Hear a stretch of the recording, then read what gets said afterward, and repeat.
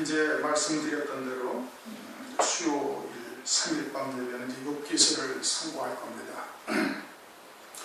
욥기서가 구약에 있는 내용이지만 그 의미가 또 상당히 깊은 내용들을 또 담고 있기도 해요.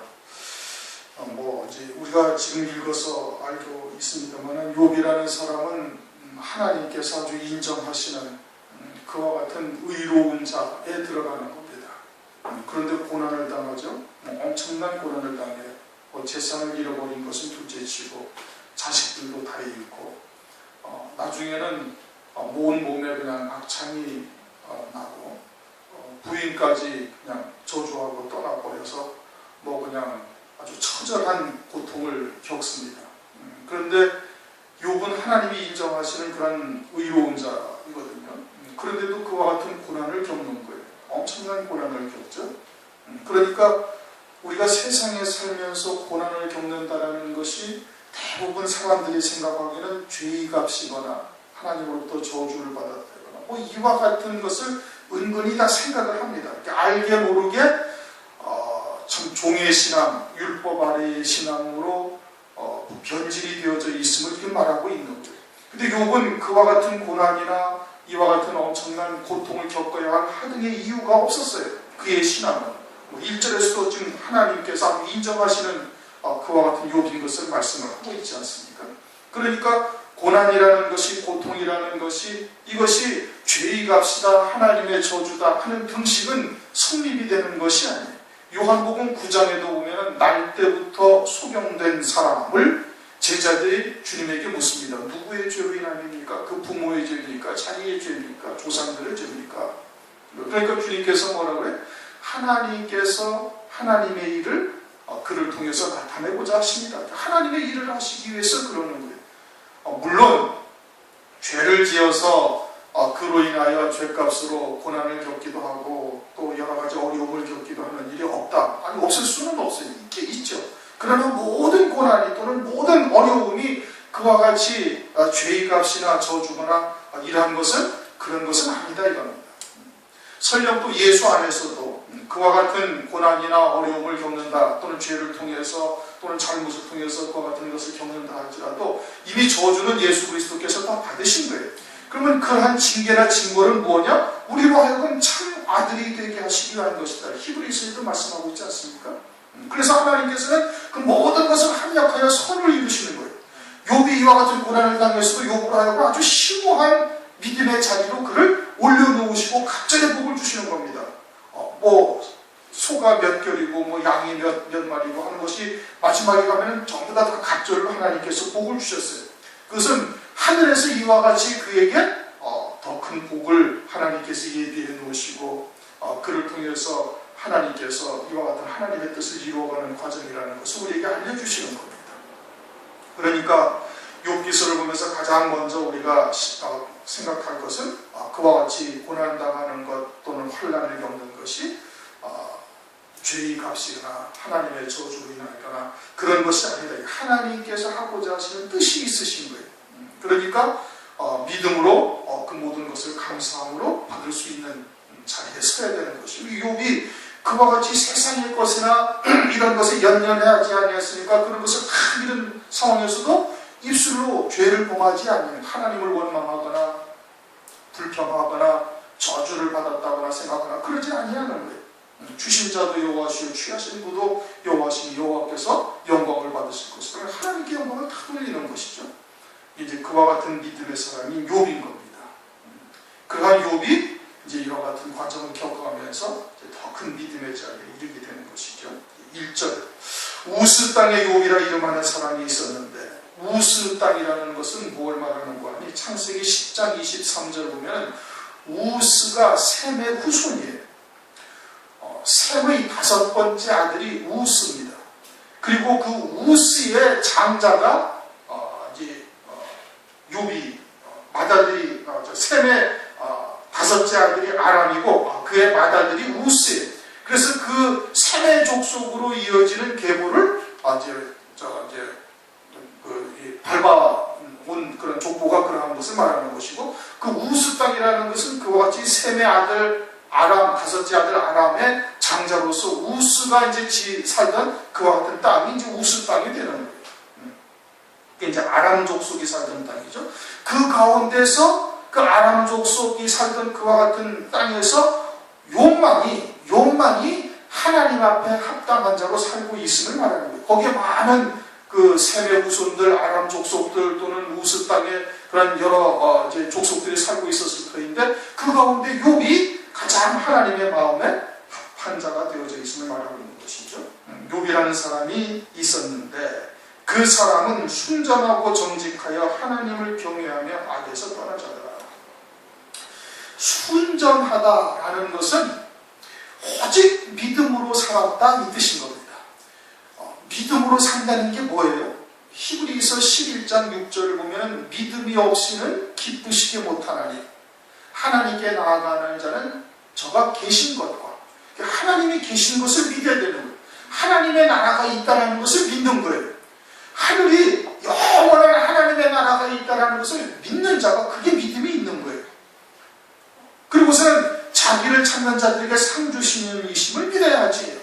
하늘이 우리를 위해서 영광을 예비해 놓으시고 또 그 영원한 영광을 위해서 이 땅에서 잠시 보내심을 받아가지고 살고 있음을 깨닫고 오직 하늘 소망으로 사는 것이 그게 믿음으로 사는 것이고 그것이 순전한 거예요. 깨끗한 거다 이겁니다.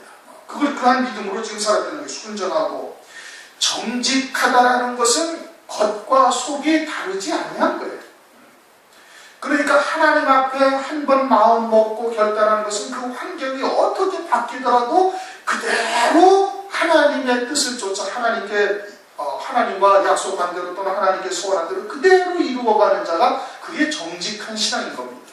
사무엘상 1장을 보면 한나가 분인나로 인해서 마음이 격동되죠. 그래가지고는 하나님 앞에 나와가지고 하나님 앞에 소원을 하는 겁니다. 만약에 아들을 하나님을 내게 주신다면 내가 그냥 그 아들을 하나님께 드리겠나요? 그렇게 소원을 하고서는 하나님으로부터 아들을 얻은 거예요.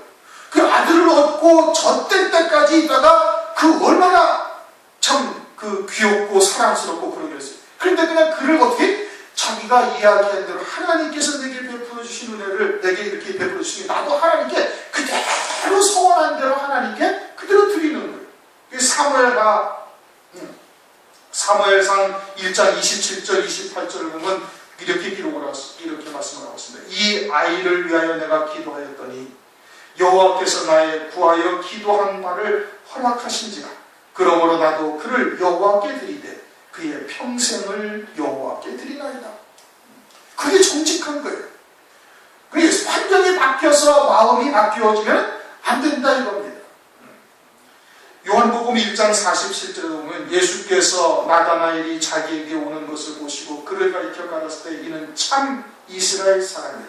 그 속에 간사한 것이 없도다. 아주 간사하다라는 것은 자기가 아쉬울 때와 자기가 풍요로울 때를 참 환경을 따라서 마음이 바뀌는 것이 그게 간사한 것이죠. 하나님께서 이스라엘 백성들이 가나안 땅에 들어가시기 전에 신명기 32장에 그렇게 말씀하셨잖아요. 여수르니 살찐의 발로 차도다. 자기를 구원하신 반석을 아주 경골히 여긴다 이겁니다.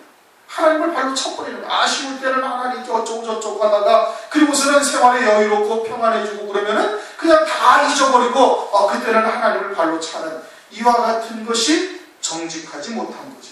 간사한 거죠. 그러나 욥은 어떻게 하나? 아주 정직하게 하늘 소망으로만 살 때 그 속과 것이 다르지 않냐고 그 환경에 따라서 그 마음이 바뀌어지지 않냐한 자다 이겁니다. 그 다음에는 어떠하다? 하나님을 경외한다 이겁니다. 하나님을 경외한다.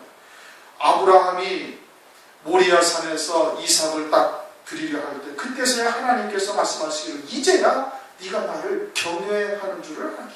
하나님의 말씀에 순종하기에는 그 어떠한 것도 전혀 거리끼는 것이 없는 자가 되는 거예요. 하나님을 절대 경외하는 거예요. 그게 하나님을 경외하는 거예요.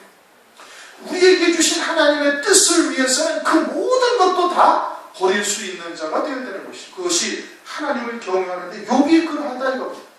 거기에다 또 악에서 떠난 자들아.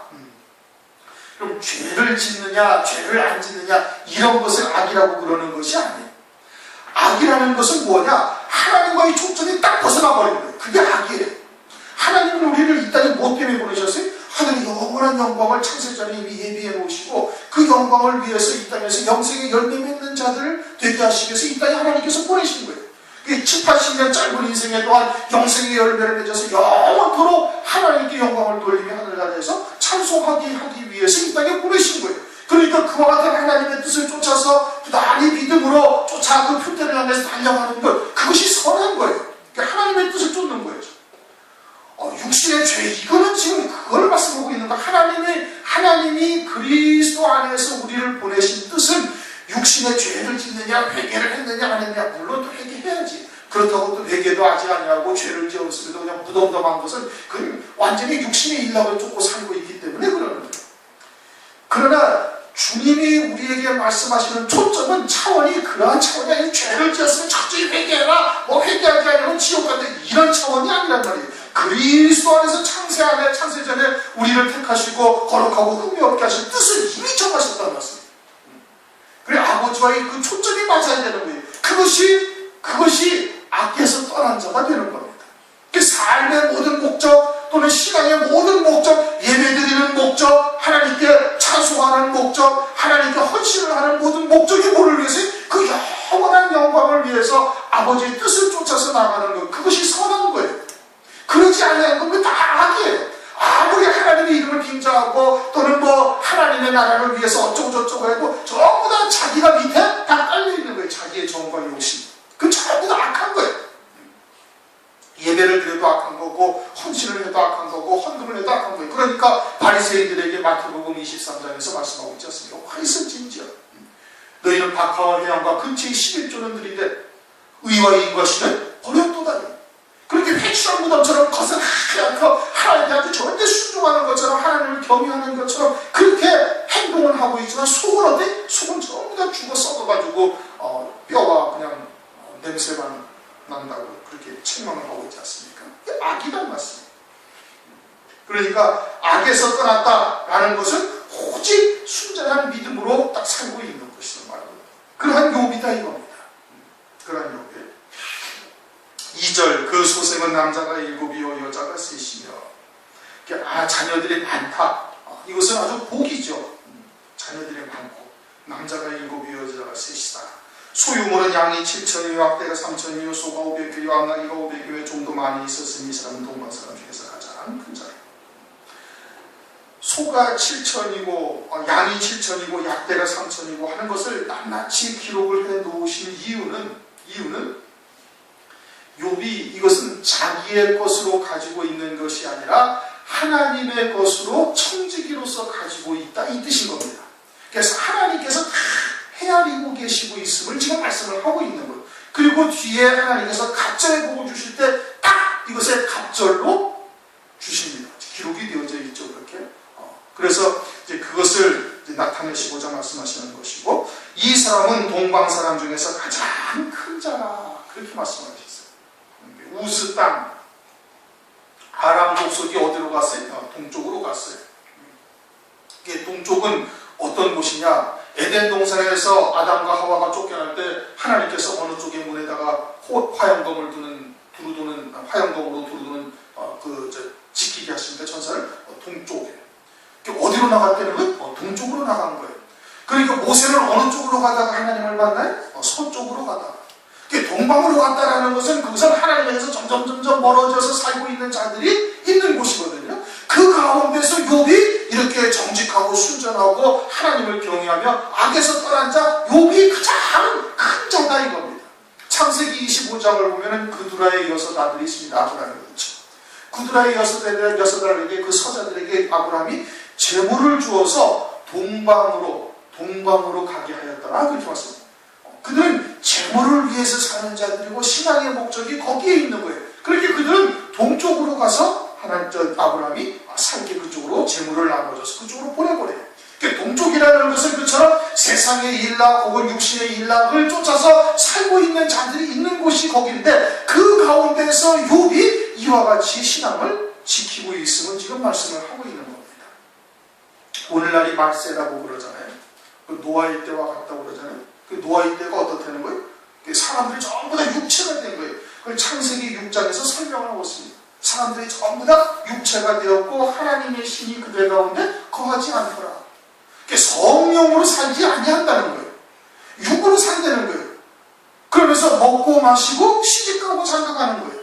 신앙의 모든 목적이 육에 속한 것, 세상에 속한 것으로 다 타락해져 있다 이겁니다. 동방에 사는 것과 단박 하나도 없는 것. 그런데 그 가운데서 하나님의 택하신 자들에게는 마지막 때 무화과 나무의 비유를 깨닫게 하시고 하나님의 구원의 도를 알게 하시고 환난을 통해서 이루어가실 구원의 빛을 하나님께서 비춰주시는 거예요. 동방에서 욥이 가장 큰 자라는 것은 많은 부자다 이런 뜻이 아니라 그가 영적으로 아주 큰 자다 이겁니다. 다들 어떻게 사는데 그냥 에덴 동산에서 동쪽으로 다 멀어져가지고 그 동방에서 세상에 속해서 육신의 일락을 쫓아서 또는 그와 같은 것으로서 젖어서 다 살고 있는 그 가운데서 욥이 아주 순전하고 정직하고 하나님을 경외하며 악에서 떠난 자들아, 마지막 때가 노아의 때와 같이 사람들이 먹고 마시고 시집가고 장가가고 있으면서 홍수가 나서 저희 다 멸할 때까지 깨닫지 못하는 그 창세기 6장에서 그것을 육체가 되었다. 하나님의 아들들이 사람의 딸들을 취해서 자기의 좋아하는 모양대로 다 아내를 취한 거예요. 그래가지고 전부 다 육체가 되어지고 네피림처럼 아주 강한 아주 큰 교회, 큰 예배당, 많은 사람이 모이는 것 이와 같은 곳이 되어져 있는데, 그런데 그 가운데서 욥과 같이 아주 하나님을 경외하며 악에서 떠나고 순전하고 정직한 자가 있더라 이 뜻인 겁니다. 누가 큰 자예요? 외형적으로 네피림처럼 큰 그런 자가 큰 자입니까? 아니라는 말씀이에요.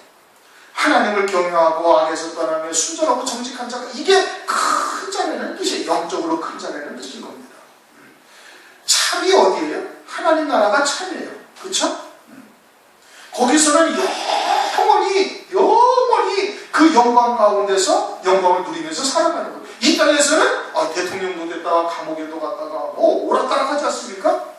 감옥에 가서 몇십 년씩 하다 나와가지고 대통령도 하는 사람도 있고, 이 세상은 그러니까 참이 아니라 뒤죽박죽이고 오락가락하고 왔다 갔다 하는 거예요.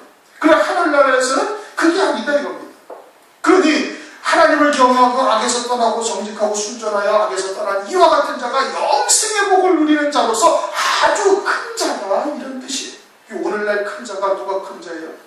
오늘날 큰 교회가 어떤 교회가 큰 교회예요? 금천교회 교회가 큰 교회예요. 영원히 새 예루살렘 성이 이미 딱 그냥 확정이 되어져 있으니까 그건 큰 자지. 사람들이 보기에는 작은 자가 될 수도 있지만, 그럼 개인적으로 봤을 때 오늘도 누가 큰 자예요? 그 첫째 부활의 영광을 믿음으로 받아서 그 표대를 위해서 달려가는 자가 큰 자예요. 세상에서 보기에는 아주 보잘것없고 눈에 띄지도 않고 신앙생활도 비실비실하고 그러는 것 같지만, 그래도 영생의 복을 소망하며 그 영광을 향해서 달려가고 있고, 그 영광을 믿음으로 받았으면 그 보이지 아니하는 것에 그게 증거니. 그러니 어떻게 그가 큰 자가 되는 것이다 이겁니다. 4절 그 아들들이 자기 생일이면 각각 자기의 집에서 잔치를 베풀고 그 누이셋 또 처마에 함께 먹고 마시므로. 뭘 베풀어요? 잔치를 베풀어요. 부유한 집안에서 태어나가지고 아주 일락을 즐거워하면서 사는 거예요. 그런데 그 잔치집에 아버지는 초청을 해요? 안 해요. 그러니까 형제들이 자기들끼리 모여서 그냥 즐겁게 희락을 즐겁게 즐기면서 그렇게 사는 것이. 그리고선 아버지는 초청하지 아니한다라는 것은 무엇을 의미하는가? 이것은 하나님 아버지께서 주신 복을 하나님 아버지께 영광을 돌리면서 사용하는 것이 아니라 자기들의 즐거움, 육신의 일락을 위해서 그것을 가지고서 즐기고 있음을 지금 말하고 있는 거예요. 5절 그 잔칫날이 지나면 욥이 그들을 불러다가 성결케 하되 아침에 일어나서 그들의 명수대로 번제를 드렸으니, 번제를 드렸다. 아직 모세가 또는 이스라엘이라는 나라가 있지도 아니하고 율법을 하나님께서 주시기도 전인 겁니다. 욥은 아브라함의 때와 같은 그런 족장의 시대에 살던 사람이니까 그로부터 수백 년 후에 아브라함을 하나님께서 택하시고 또 그러는 데는 모세를 택해서 율법을 주면서 그때 제사 제도가 있었어요. 그런데 어떻게 됐다? 번제를 드렸다는 거예요. 하나님을 향한 그 그 중심을 가지고 있으니 아담의 때로부터 내려오던 그와 같은 제사를 갖다가 늘 기억하고 하나님을 경외하며 하나님 앞에 제사를 드린 거예요. 아담의 때도 제사를 드렸어요? 안 드렸어요? 드렸어요. 가인과 아벨이 제사를 드리지 않았습니까? 그러니까 그와 같은 하나님의 백성들에게는 하나님께서 이제 성문법으로 율법을 번제 제사의 제도를 알려주시기 전에 이미 알고 있었던 거예요. 그것을 갖다가 아담에게 하나님께서 이미 알게 하셔가지고 그렇게 제사를 드리게 하셨던 것이죠. 그래서 그들의 명수대로 번제를 드렸으니 욥이 말하기를 혹시 내 아들들이 죄를 범하여 마음으로 하나님을 배반할까였습니다.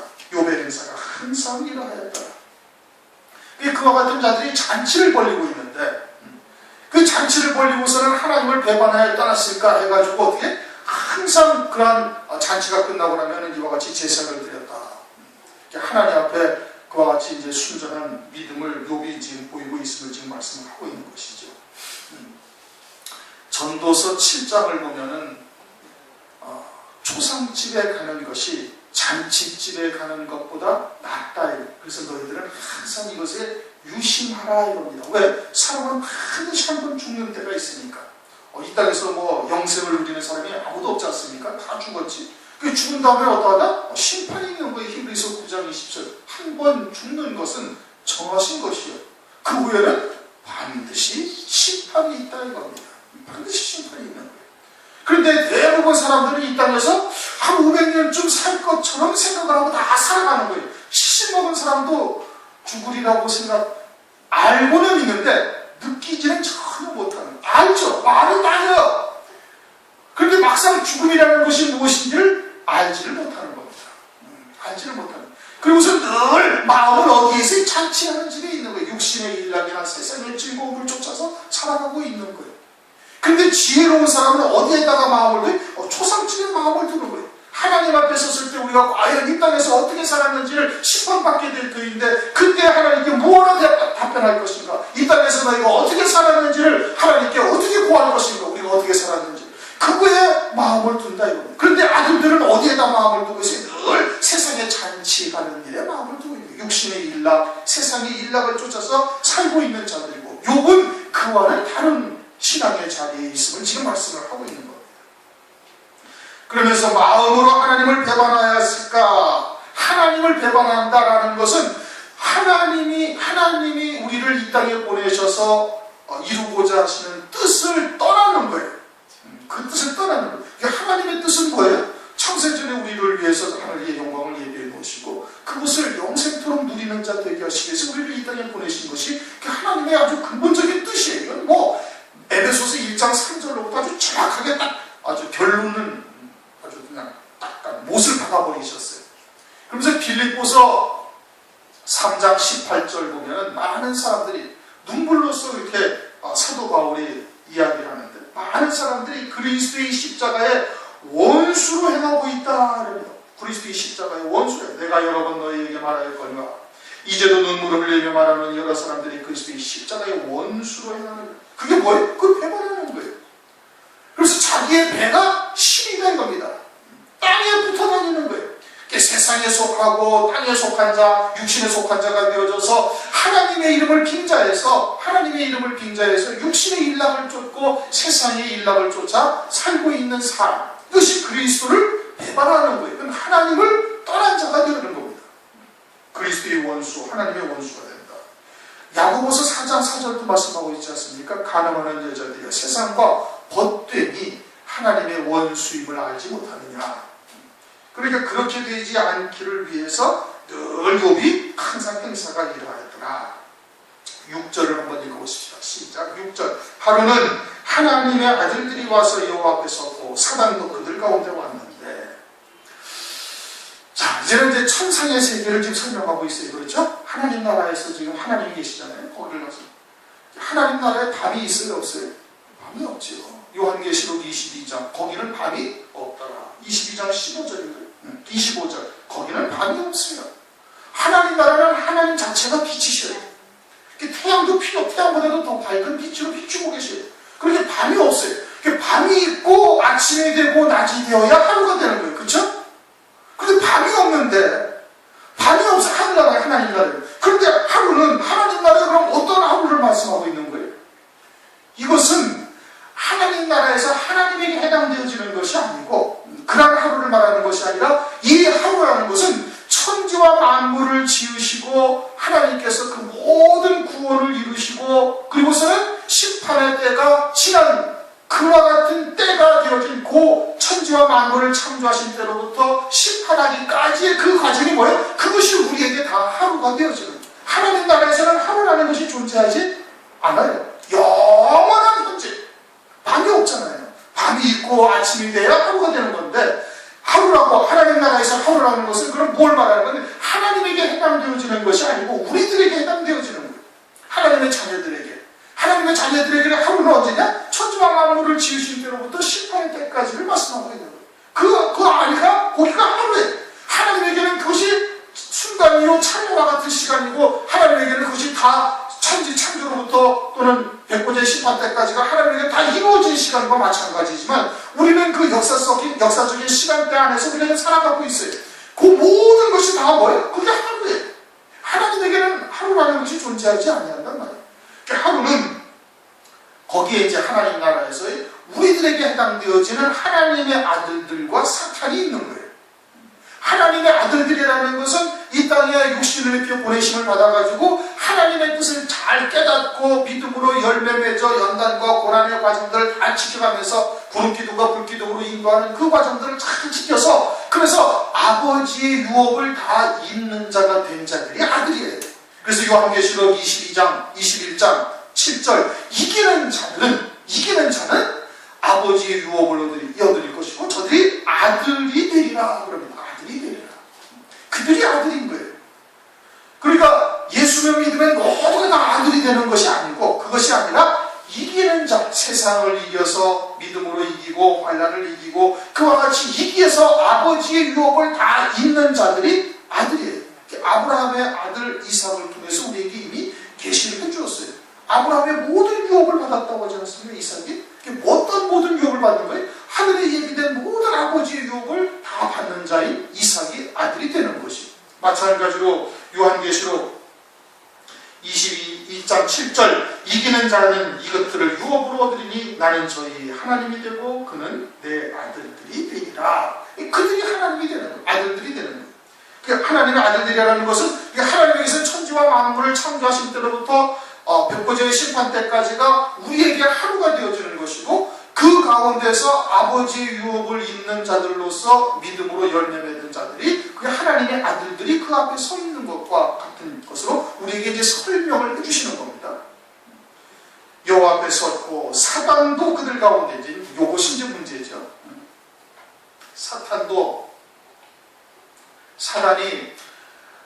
사단이 하나님 앞에 설 수가 있습니까? 없습니까? 설 수가 없죠. 사탄은 이미 심판받은 존재라는 말씀입니다.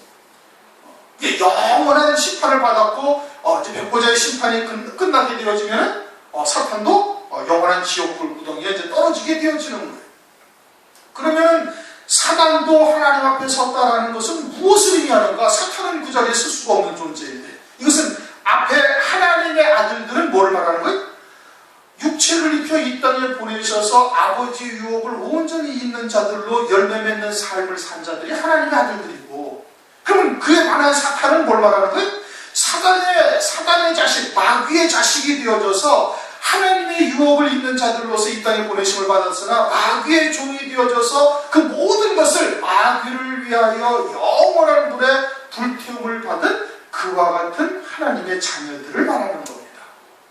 마귀의 하수인으로 마귀의 종으로. 그래서 요한복음 8장 44절 유대인들이요 아브라함의 자손인 유대인들에게 예수님이 뭐라고 그래요? 너희는 너희 아비 마귀에게서 났으니. 마귀의 자식이라는 거예요. 그래서 그들은 영원한 음부에 떨어지게 되어지는 겁니다. 이 땅에서 산 모든 삶이 다 불태워 없어지고 자기들은 하나님의 이름으로 하나님께 하나님을 경외하며 제사 드린다는 모든 것들을 다 불사가 영원한 불에 불사가지게 되어지는 것이죠. 그들을 말씀하고 있는 하나님의 자녀들이나 이 땅에서 믿음의 열매를 맺지 못하고 영원한 불에 다 불사름을 당하는 그와 같은 자들을 사탄이라고 성경에서 지금 현재 말씀을 하고 있는 겁니다. 사탄은 하나님 앞에 설 수가 절대 없는 겁니다. 설 수가 없죠. 거기는 빛이에요. 어둠이 거기에 갈 수가 있어요? 완전히 흑암의 권세인데 흑암의 권세를 가진 자가 어둠 하나님 나라에 갈 수가 있어요? 갈 수가 없는 거예요. 그런데 사단이라고 말하는 것은 하나님의 자녀들이나 사단의 하수가 되어지고 마귀의 자식이 되어져서 이 땅에서의 모든 희생이 마귀를 위하여 영원한 불사름이 되어진 자들을 말하는 것이에요. 그리고서는 7절 여호와께서 사단에게 이르시되 네가 어디서 왔느냐? 사단이 여호와께 대답하여 가로되 땅에 두루 돌아 여기저기 다녀왔나이다. 이제 이 이후의 장면은 마치 하나님과 사탄, 하나님의 자녀들이나 마귀의 종이 된 자들과 이제 회의를 하면서 거래를 한다든지 이와 같은 장면들이 쭉 기록이 되어져 있는데 하나님은 전지전능하신 하나님이세요. 마귀한테 거래를 하거나 마귀와 합의를 하거나 사탄과 합의를 하거나 하실 이유가 전혀 없으신 겁니다. 그런데 왜 성경에 이렇게 기록을 해놓으셨냐라는 것은 하나님의 나라가 보이지 아니하고 하나님의 나라에 대한 우리의 지식이 없는 또 육체를 입고 있는 하나님의 자녀들로서 하나님께서 이루어가시는 구원의 과정들을 우리에게 설명하시기 위해서 깨우닫게 하시기 위해서 이와 같이 표현을 해놓으신 거예요. 하나님께서 마귀와 거래를 하십니까? 안 하십니까? 하지 않으시는 거예요. 전지전능하신 하나님께서는 마귀를 통해서 구원의 일을 하나님께서 하시는 거예요. 그와 같은 과정을 이러한 장면으로서 우리에게 보여주신 것이다, 이런 뜻인 겁니다. 전지전능하신 하나님께서는 사탄의 괴계를 하나님께서 다 아셔요. 창조주 대 피조물이에요. 이게 사단이 아무리 용을 쓰고 아무리 엄청난 계략을 짰다 할지라도 하나님이 모르실 리가 절대 없는 겁니다. 하나님의 다 손바닥 안에서 행하고 있는 것이죠. 하나님이 허용하신 범위 안에서밖에 사단은 역사를 할 수가 없는 거예요. 제한적인 역사를, 권세를 가지고 있는 것이죠. 그러니까 그와 같은 과정, 그와 같은 것을 이제 설명을 하시는데 하나님께서 우리들로 하여금 알기 쉽게 이렇게 이제 표현을 해놓은 겁니다. 그러면서 여호와께서 사단에게 이르시되 네가 어디서 왔느냐? 어디서 왔느냐? 사탄이 누구라고요? 하나님의 자녀들이나 마귀의 하수, 사단의 하수로서 이 땅에 그들의 종로로 타면서 그들의 일꾼으로서 살았던 자들을 말하는 거예요. 네가 어디서 왔느냐 물으는 것은 네가 영생에서 왔는가 아니면 영벌의 삶을 살다가 왔는가라고 지금 묻고 있는 겁니다.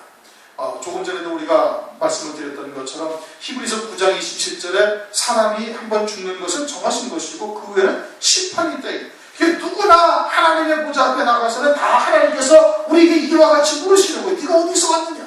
영생의 열매를 맺는 삶을 살다가 왔는가? 아니면 영벌에 처해질 그와 같은 삶을 살다가 왔는가? 라고 지금 묻고 있는 겁니다. 그런데 사탄은 지금 뭐라고 그래? 땅에 두루 돌아 여기저기 다녀왔나이다. 사단의 대답은 땅에 두루 돌아 여기저기 다녀왔나이다. 이 말은 하나님의 뜻이 무엇인지를 깨닫지 못하고 세상의 일락을 쫓아 여기저기 살다가 그러고 왔습니다. 라고 지금 말하고 있는 것이 세상의 영을 받아서 세상에서 즐겁게 살다가 세상에서 많은 것을 쌓아놓고 그러고 왔다라고 지금 말하고 있는 겁니다. 시편 49편을 보면은 한번 다시 제가 읽어드릴게요. 16절부터 20절. 사람이 치부하여 그 집 영광이 더할 때에 너는 두려워 말지어다. 저가 죽음에 가져가는 것이 없고 그 영광이 저를 따라 내려가지 못하니로다. 저가 비록 생시에 자기를 축하하며 스스로 좋게 함으로 사람들에게 칭찬을 받을지라도 그 역대의 열조에게로 돌아가리니 영영이 빛을 보지 못하리로다. 존귀에 처하나 깨닫지 못하는 사람은 멸망하는 짐승 같도다. 사탄의 영을 받아서 세상의 영을 받아서 이 땅에서 그의 하수인으로 그의 일꾼으로 살다가 땅에 두루 돌아 여기저기 다니면서 여러 가지 일들을 하고 또 육신을 위해서 또는 세상에 쌓아놓고 와봤지만은 결국은 다 불타 없어질 것만 행하고 온 것이 되는 거예요. 그래서 여호와께서 사단에게 이르시되 네가 내 종 욥을 유의하려고 하느냐? 유의하려고 하느냐? 이것은 모든 이 땅에 사는 하나님의 자녀들에게 욥의 삶이 어떠한지를 아주 자세하게 아주 유심히 잘 살펴보았느냐라고 지금 묻고 있는 겁니다. 말씀하시고 있는 거예요. 그리고 그렇게 살펴봐야 될 것을 말씀을 하고 있는 겁니다. 욥을 유의하여 보았느냐? 욥의 삶이 어떠한 것을 너희들이 잘 봐라, 이런 것입니다. 잘 살펴봐라. 이게 겉으로 뭐 소가 500결이고 뭐가 얼마고 이게 아니라 그의 속사람이 무엇을 위해서 이 땅에서 살았고 어떠한 삶을 살았는지를 너희가 잘 유의하여 봐라, 그렇게 말씀을 하고 있는 거예요. 오늘날 우리들도 마지막 때가 되어지니까 이제 노아의 때와 같고 세상은 점점 더 육신이 편안하고 또 육신적으로 즐겁고 맛있는 것도 많고 볼 것도 많고 아주 뭐 온갖 만초적인 것들을 자극하고 빠지게 만드는 것들이 너무나 많이 있는 겁니다. 그런 것에 우리의 마음이 빼앗겨서 삶을 허송세월을 보내버리면은, 그러면 나중에 아주 사단의 일꾼들과 같이 이처럼 이러한 질문을 하나님으로부터 받을 수밖에 없는 거예요. 너희는 내 종 욥을 유의하여 보았느냐? 성경으로 이미 말씀하셨잖아요. 욥의 신앙이 어떠한지를 우리에게 이미 알게 하신 거예요. 그리고 우리들도 역시 마지막 때 하나님께서 구원 얻을 말씀들을 우리에게 주신 거예요. 참이 무엇인지, 허상이 무엇이고 실상이 무엇인지를 알게 하셨다 이겁니다. 그러면서 그런 것을 성경에서 쭉 기록을 해서 창세기로부터 요한계시록까지 하늘나라의 비밀들을 다 알게 하셨으니, 그러니 그와 같은 하나님의 말씀을 주의 깊게 들여다보고 그리고 그렇게 믿음의 삶을 산 선진들을 유의하여 보았느냐라고 지금 말씀을 하시고 있는 거예요. 그러니 우리들도 우리의 삶을 돌아보면서 욥과 같은 믿음의 자리에 우리가 있어야 될 것을 지금 말씀을 하고 있는 겁니다. 순전하고 정직하여 악에서 떠나고 하나님을 경외하는 삶이 무엇인지를 우리가 잘 살펴보고 그러한 믿음의 삶을 살아야 될 것을 말씀을 하고 있는 것이죠. 여호와께서 사단에게 이르시되 네가 내 종 욥을 유의하여 보았느냐? 그와 같이 순전하고 정직하여 하나님을 경외하며 악에서 떠난 자가 세상에 없느니라. 그런데 이제 그 다음의 내용들은 이제 뭐 대충 보셔서 아시겠지만, 사탄은 뭘 가지고 지금 욥을 시험을 하려고 그래요? 세상에 있는 것들을 가지고 시험을 하려고 그러는 겁니다. 그와 같은 것이 신앙의 목적이 되어져 있거나 그것을 우리의 참 어떤 중요한 비중을 많이 두고 있다 보면은 참 이처럼 낙심하게 되어지고 절망하게 되어지고 또는 여러 가지 시험에 들고 실족하는 일들이 우리에게 있게 되어질 것입니다. 근데 욥은 전혀 그런 것에 미동도 하지 않아요. 그걸 고통스럽지 아니하면 아니요, 고통스러운 거예요. 그럼에도 불구하고 하나님의 뜻이 무엇인지를 알고 있으니까 오직 초점을 거기에다만 맞추고 하나님을 절대 신뢰하는 겁니다. 절대 믿는 거예요. 하나님을 경외한다는 것이 그것이거든요. 그렇죠? 독자 이삭을 모리아산에 가서 제물로 드리라는 하나님의 말씀을 그냥 경외하는 거예요. 세상에 그 어떤 것을 우리에게 하나님께서 요구할지라도, 또는 거기에 어떤 손해나 또는 어떤 커다란 위험이 있다 할지라도 하나님을 절대 경외하는 거예요. 그것이 믿음이거든요. 그것이 믿음. 그리고 마지막 때는 그와 같은 믿음이 우리에게 필요한 겁니다. 그런데 이제 그러한 것에서 우리의 마음을 자꾸 육신에 속한 것이나 세상에 속한 것에 마음을 빼앗길 수밖에 없도록 환경을 마귀는 그렇게 조성을 해가고 있는 겁니다. 그러니까 그와 같은 영적인 분별력을 잘 갖고 욥을 유의하여 봐라. 욥을 아주 유의하여 봐라. 유의하여 보지 아니하면 눈에 보이는 것으로 생각하기 쉽고 판단할 수밖에 없게 되어지는 겁니다. 사탄이 그와 같은 것을 가지고서 이제 시험을 하는 겁니다. 우리에게도 역시 그런 것을 가지고 시험하고 그런 것을 가지고 미혹하고 우리의 신앙이 과연 믿음을 갖고 사는지를 흔들어보는 역사를 하게 되는 것이죠. 그러므로 우리도 더욱더 욥기서를 통해서 믿음이 더욱더 견고해지고 말세 끝까지 승리하는 자 되시기를 주님의 이름으로 축원합니다. 우리 통성장 시키겠습니다.